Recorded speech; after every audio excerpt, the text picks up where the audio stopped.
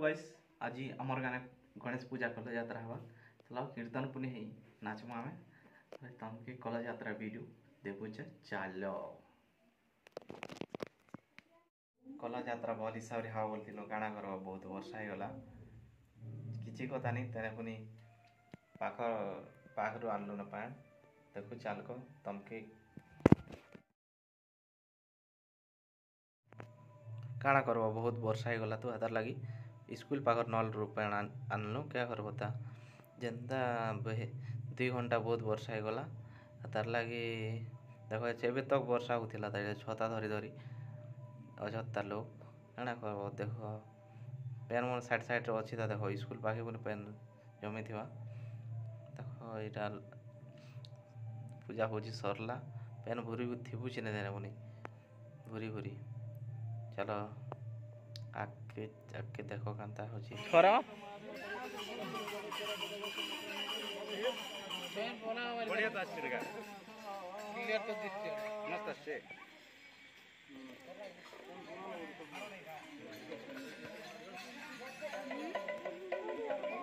आवन उठावा भी जावे बांगला को सब हाथे हाथे भाई बांगले बांगले हाथे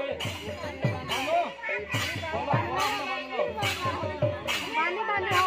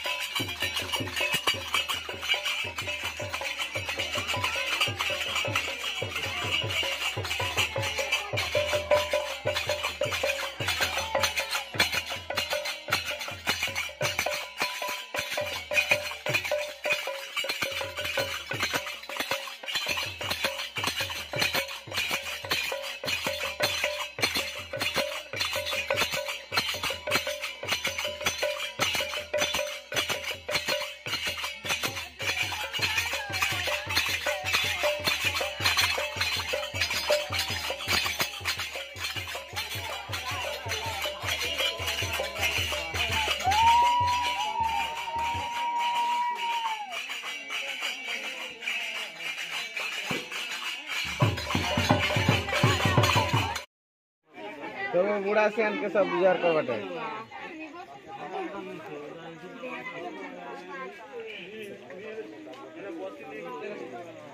कलश कलश